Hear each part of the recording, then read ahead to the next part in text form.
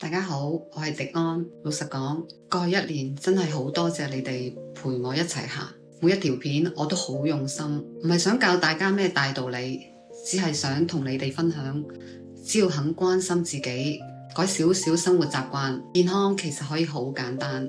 你哋每一個 like、留言、分享，對我嚟講都好重要。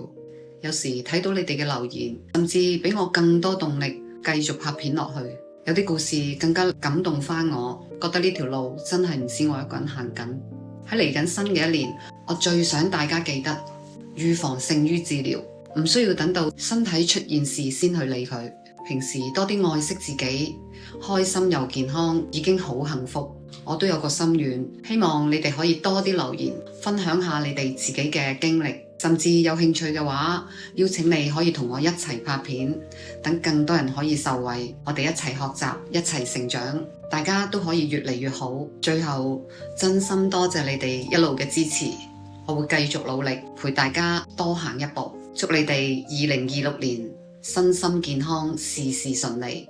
如果你覺得有共鳴，記得留言講下你嘅故事，或者 tag 埋你朋友一齊睇，等更多人受益。我係你嘅朋友迪安，關注迪安，一齊身心健康生活。